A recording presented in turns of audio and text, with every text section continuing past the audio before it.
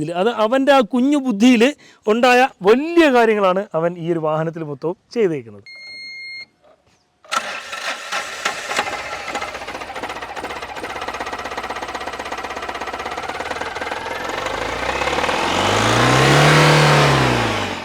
Hi, ഞാൻ സബിൻ സലീം. വാഹനപ്രേമികളുടെ സ്വന്തം ചാനലായ കേരള മെക്കാനിക്കിലേക്കും സ്വാഗതം. ഇന്ന് നമുക്കൊരു മെക്കാനിക്കൽ വീഡിയോ അല്ല, ഒരു വാഹനത്തിനെയും ആ വാഹനത്തിൻ്റെ നിർമ്മാതാവിനെയും പരിചയപ്പെടുത്തുന്ന ഒരു വീഡിയോ ആണ്. ഇതിപ്പോൾ നിങ്ങൾ എൻ്റെ പിറകെ കാണുന്ന വാഹനം കാണുമ്പോഴത്തേക്ക് വില്ലീസാണ് എന്ന് തോന്നുമെങ്കിലും ഇത് ഒരു വില്ലീസും അല്ല.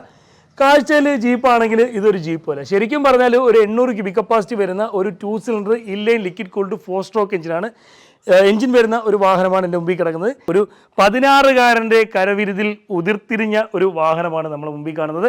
ഈ ഒരു വാഹനം ബോഡി വെച്ചിട്ട് ആരും, അതായത് കാഴ്ചപ്പാട് വെച്ചിട്ട് ആരും വിലയിരുത്തരുത് എന്നുള്ളതാണ്. ഈ ഒരു വാഹനത്തിൽ അവൻ ചെയ്തേക്കുന്ന കാര്യങ്ങളൊക്കെ മനസ്സിലാക്കുമ്പോഴും അത് കണക്കിന് അവൻ ചെയ്തേക്കുന്ന രീതികൾ മനസ്സിലാക്കുമ്പോഴും അവൻ തന്നെയാണ് ഇതെല്ലാം ചെയ്തതെന്നുള്ളത് നമ്മളെ തിരിച്ചറിവിലേക്ക് വരുമ്പോഴത്തേക്കും അത്ഭുതമായി മാറുകയാണ് ഈ ഒരു വാഹനവും വിഷ്ണുവും. നമുക്ക് വിഷ്ണുവിനെ ഒന്ന് പരിചയപ്പെടാം.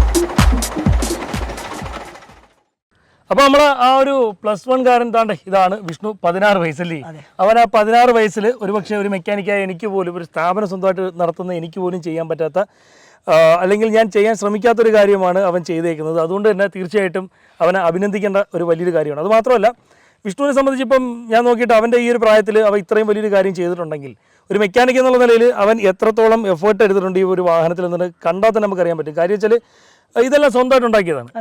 ഇതിവിടെ വരുന്നത് വരെ എൻ്റെ മനസ്സിലൊരു വിചാരം എന്ന് വെച്ചാൽ ഒരു പക്ഷേ ഏതെങ്കിലും വർക്ക്ഷോപ്പുകാരുടെ സപ്പോർട്ടോ ഒക്കെ ആയിട്ട് എന്തെങ്കിലും ചെയ്തായിരിക്കും. പക്ഷേ അവൻ്റെ വീട്ടിൽ വന്നപ്പോഴത്തേക്ക് അത്യാവശ്യം ഒരു മിനി വർക്ക്ഷോപ്പ് തന്നെ ഉണ്ടല്ലേ. ഈ വണ്ടി എന്ന് വെച്ചാൽ ഈ കാണുന്ന അവസ്ഥയല്ല. ആദ്യമേ ഏതൊക്കെ വണ്ടിയുടെ എഞ്ചിൻ കയറ്റിയായിരുന്നു ഇതിൽ? സെന്നിന്റെയും പിന്നെ 800 ഒമിനി.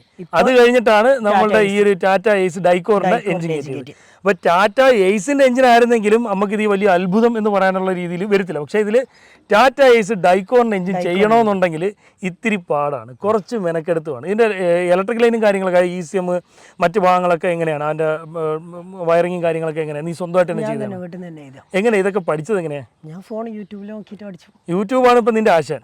അതെ, ഓക്കെ. അപ്പോൾ നമുക്ക് ഈ ഒരു വണ്ടിയെ കുറിച്ച് വിശദമായിട്ട് അടുത്തൊന്ന് പരിചയപ്പെടാം അല്ലേ വിഷ്ണു? അപ്പം വിഷ്ണു, ഈ ഒരു ജീപ്പിലോട്ട് നീ കയറാനുള്ള കാര്യം എന്താ? അതായത് ജീപ്പ് എന്നുള്ളൊരു കൺസെപ്റ്റിലോട്ട് കയറാനുള്ള കാര്യം എന്താ? പണ്ടോട്ട് ജീപ്പിനോട് ഒരു ക്രേസ്, അതുകൊണ്ടാണ് ജീപ്പിന്റെ ഒരു മിനിയേച്ചർ എന്ന് പറയാൻ പറ്റത്തില്ല. ഇതിന്റെ ജീപ്പിന്റെ ലെങ്തും വിഡ്ത്തും ഒക്കെ വരുന്നുണ്ട്. ഇത് നീളവും വീതിയൊക്കെ എങ്ങനെയാണ്? ഇതിന്റെ വീതി എന്ന് പറയുന്നത് 4.5 അടി വീതിയും നീളം ഏകദേശം 10 അടിയുണ്ട്. 10 അടിയോളം നീളവും വരുന്നുണ്ട്. ഇതിലിപ്പം ഇതിന്റെ ചേസിന്റെ ഭാഗങ്ങളൊക്കെ നീ എങ്ങനെയാണ് ചെയ്തേക്കുന്നത്?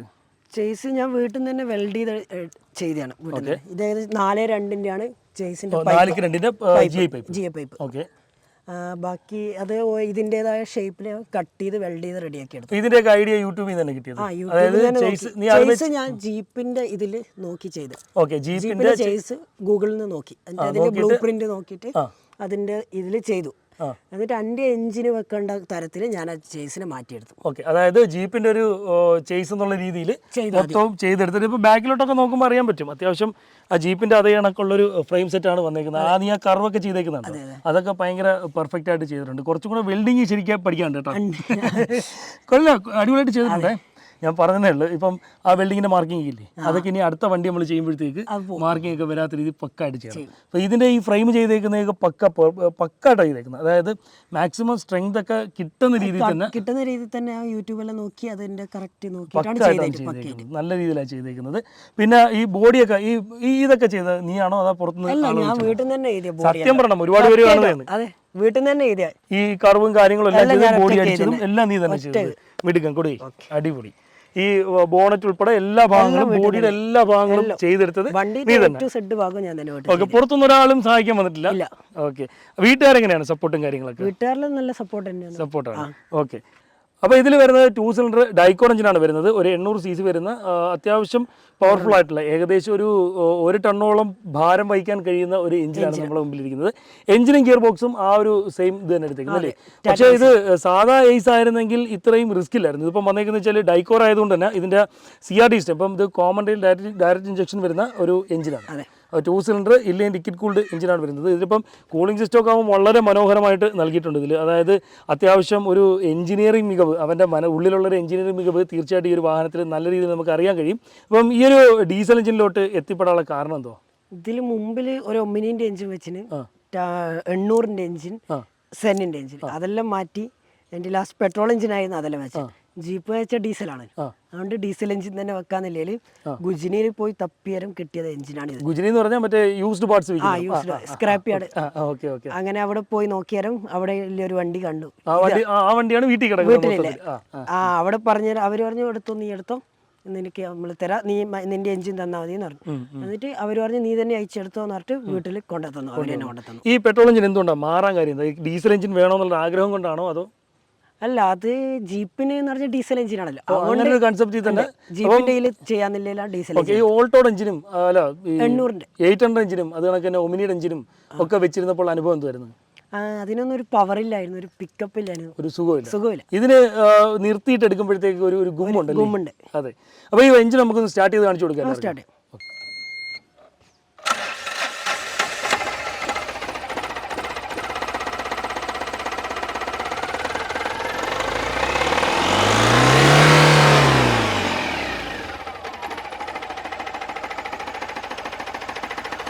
ഈ ഒരു വാഹനത്തിലോട്ട് ഈ ഒരു എഞ്ചിൻ പ്ലേസ്മെൻറ്റ് ചെയ്യാൻ വേണ്ടി അവൻ കുറേ കാര്യങ്ങൾ അവനായിട്ട് തന്നെ നല്ല മനോഹരമായിട്ട് ഓൾട്രേഷൻ ചെയ്തിട്ടുണ്ട്. പിന്നെ ആ ഒരു പെർഫെക്ഷൻ കുറവുണ്ട്, അത്രേ ഉള്ളൂ അല്ലേ? അതിപ്പം അവൻ്റെ വയസ്സും അവൻ്റെ ഒരു എക്സ്പീരിയൻസും വെച്ചിട്ടൊക്കെ അവനെ കൊണ്ട് പറ്റാവുന്നതിൻ്റെ മാക്സിമം അവൻ ചെയ്തിട്ടുണ്ട് എന്നുള്ളതാണ്. ഈ ഒരു വാഹനം ഒരു ടർബോ ചാർജ്ഡ് ഇൻ്റർകൂളർ എഞ്ചിനാണ് വരുന്നത്. അപ്പോൾ അതാണ്ടെ ഈ കാണുന്നതാണ് നമ്മളെ വണ്ടിയുടെ ടർബോയും കാര്യങ്ങളൊക്കെ വരുന്നത്. ടർബോയിൽ നിന്ന് അവൻ നല്ല രീതിയിൽ തന്നെ കണ്ട ഈ റോസും കാര്യങ്ങളൊക്കെ കറക്റ്റ് ചെയ്തിട്ട് ഇവിടെ ബാക്കി മെറ്റൽ പൈപ്പാണ് കൊടുത്തേക്കുന്നത്. അവൻ്റെ ചെയ്സ് കട്ട് ചെയ്ത് അതിൽ നിന്ന് നേരെ ഇതാ കാണുന്ന ഇൻ്റർകൂളർ, ഇതാണ്ട് ഈ ഒരു വണ്ടിയുടെ ഇൻ്റർകൂളറിൽ നിന്ന് ഔട്ട് വന്നേക്കുന്നത് നേരെ വന്നിട്ട് ഇതാ ഇല്ലറ്റ് മാനിഫോൾഡായിട്ടാണ് പോകുന്നത്. അതുകൊണ്ടങ്ങനെ എയർ ഫിൽറ്ററൊക്കെ നല്ല രീതിയിൽ പ്ലേസ് ചെയ്തിട്ടുണ്ട്. അതായത് ഈ ഒരു എഞ്ചിൻ പ്ലേസ് ചെയ്തേക്കുന്നത് ഗിയർ ബോക്സും എഞ്ചിനും അത് കണക്കിന് ഓരോ ഭാഗങ്ങളും പ്ലേസ് ചെയ്തേക്കുന്നത് വളരെ നല്ല രീതിയിലാണ്. അത് പഠിച്ചിട്ടാണ് ചെയ്തേക്കുന്നത്. അതുപോലെ തന്നെ എയർ ഫിൽറ്റർ കേസും കാര്യങ്ങളൊക്കെ വന്നിട്ട് നേരെ കറങ്ങി ഇതാ ടർബോയിലോട്ട് വന്നിരിക്കുക. ഇതിൻ്റെ എഞ്ചിൻ മൗണ്ടിങ് വളരെ പ്രധാനമായിട്ട് പറയേണ്ട ഒരു കാര്യമാണ്. ഇത് 2 സിലിണ്ടർ എഞ്ചിൻ ആയതുകൊണ്ട് തന്നെ നല്ല രീതിയിലുള്ള വിറയലും കാര്യങ്ങളൊക്കെ വരും. അത്തരത്തിലുള്ള വിഷയം ഒഴിവാക്കാനായിട്ട് കമ്പനി തന്നെ അത്യാവശ്യം നല്ല രീതിയിലൊരു മൗണ്ടിങ് യൂണിറ്റും കാര്യങ്ങളൊക്കെ കൊടുത്തിട്ടുണ്ടായിരുന്നു. അതിൻ്റെ പ്ലേസ്മെൻറ്റിൽ എന്തെങ്കിലും വിഷയം വരികയാണെങ്കിൽ വണ്ടിക്ക് നല്ല കുടച്ചിൽ വരും. പക്ഷേ ഈ ഒരു വിഷ്ണു ഉണ്ടാക്കിയ ഈ ഒരു വണ്ടിക്ക് കുടച്ചിലോ ബഹളോ കാര്യമൊന്നുമില്ല. ആദ്യമേ വന്ന് നോക്കിയ കാര്യം അതാണ്. അതായത് വണ്ടി സ്റ്റാർട്ട് ചെയ്യുമ്പം വണ്ടിയുടെ ബോഡി കിടന്ന് വിറയ്ക്കുകയൊന്നും ചെയ്യുന്നില്ല, സ്മൂത്തായിട്ടാണ് നിൽക്കുന്നത്. അവൻ ആ ഒരു എഞ്ചിൻ മൗണ്ടിങ്ങും ഗിയർ മൗണ്ടിങ്ങും ഒക്കെ നല്ല രീതിയിലാണ് പ്ലേസ് ചെയ്തേക്കുന്നത്.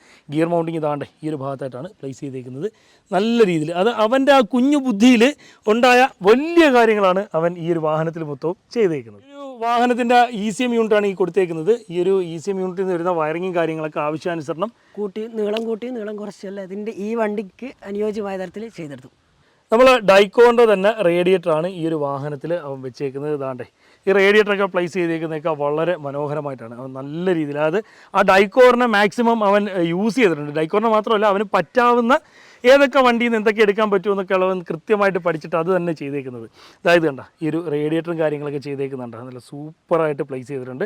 സാധാരണ ഇപ്പം നമ്മളിപ്പോൾ രണ്ടാമത് ഇത് കണക്കൊക്കെ ഒരു വാഹനം, ഒരു ഹാൻഡ് മെയ്ഡ് വാഹനം ഉണ്ടാക്കുകയാണെങ്കിൽ തീർച്ചയായിട്ടും നല്ല ഈ പറഞ്ഞ കണക്ക് ഇപ്പോൾ ഈ ഒരു എഞ്ചിനും കൂടെയാണ്, അതായത് ഈ ഒരു ഡൈക്കോർ എഞ്ചിനും കൂടെയാണ്. അതുകൊണ്ട് തന്നെ വിറയൽ കൂടുതലായിരിക്കും. പക്ഷേ ആ ഒരു വിറയലോ ഒന്നും തന്നെ ഈ ഒരു റേഡിയേറ്ററിനെ ഡിസ്റ്റർബൻസ് ചെയ്യുന്നില്ല എന്നുള്ളതാണ്. ഈ ഒരു വിറയൽ ഈ റേഡിയേറ്ററിലോട്ട് കിട്ടുകയാണെങ്കിൽ തീർച്ചയായിട്ടും റേഡിയേറ്ററിൻ്റെ അപ്പർ ടാങ്ക് ലോവർ ടാങ്ക് പൊട്ടാനുള്ള ചാൻസ് കൂടുതലായിരിക്കും. ഇതൊക്കെ ചെയ്ത്, അതായത് ഈ വയറിങ്ങിൻ്റെ കാര്യങ്ങളെല്ലാം ചെയ്ത് സ്വന്തമായിട്ടാണ്.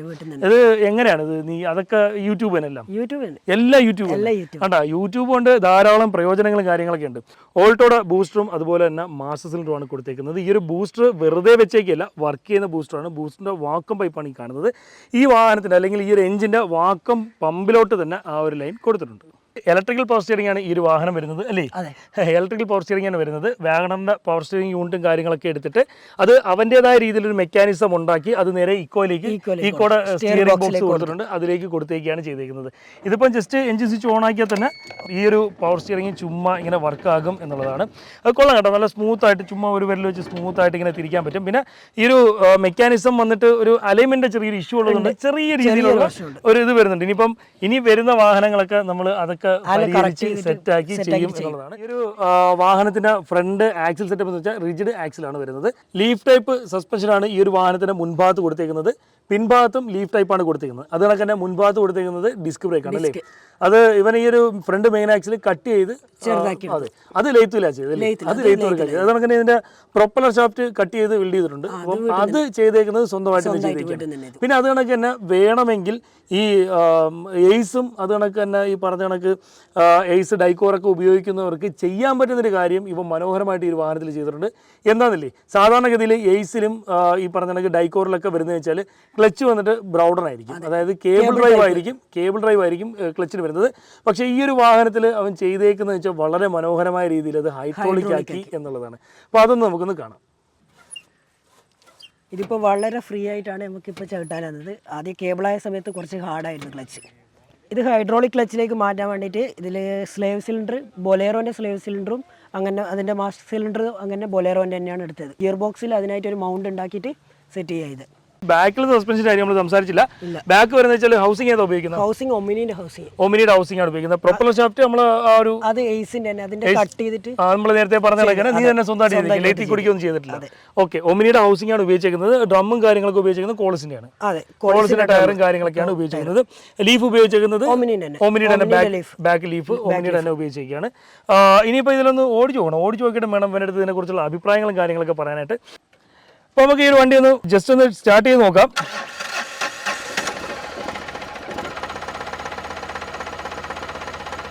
ആ ഒരു ഡൈക്കോ റൈസിൻ്റെ സെയിം ശബ്ദം തന്നെയാണ്. ഹാൻഡ് ബ്രേക്ക് ഇല്ല കേട്ടോ ഈ വണ്ടിയിൽ. നമുക്ക് ഫസ്റ്റ് ഇട്ട് ജസ്റ്റ് എടുത്ത് നോക്കാം.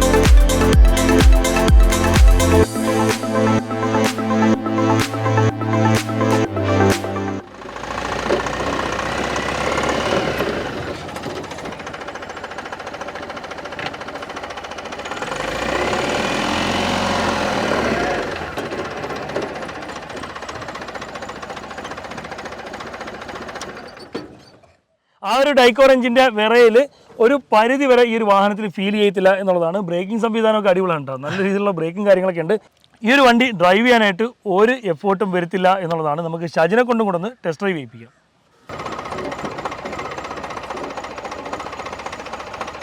അടിപൊളി, ഒരു രക്ഷയില്ല, സൂപ്പറായിട്ട് ചെയ്തിട്ടുണ്ട് വണ്ടി. നമ്മളിപ്പോൾ ഇവിടെ വീഡിയോ എടുക്കാൻ വന്നപ്പോഴത്തേക്ക് ഫുട്ബോൾ കളിക്കാൻ വേണ്ടി ഇവർ ഇത്രയും പേര് വന്ന് നിന്നാണ് നമ്മൾ വീഡിയോ എടുത്ത് തീരുന്നവരെ ഇവരെല്ലാം നമ്മളിങ്ങനെ സപ്പോർട്ട് ചെയ്ത് നമുക്ക് വേണ്ടി മാറി തന്നെ അല്ലേ. അപ്പം വണ്ടി എങ്ങനെയുണ്ട്? ഇല്ലിക്ക സ്വന്തമായിട്ട് ഉണ്ടാക്കിയതാ വണ്ടി. ആയിക്കാട വീട്ടിലിട്ട് ആയിക്ക സ്വന്തമായിട്ട് ഉണ്ടാക്കിയ വണ്ടി. എങ്ങനെയുണ്ട്? അടിപൊളിയല്ലേ? സൂപ്പറല്ലേ? അടിപൊളിയല്ലേ? ഒരു ആത്മാർത്ഥമായിട്ട് പറയട്ടെ, അടിപൊളിയല്ലേ?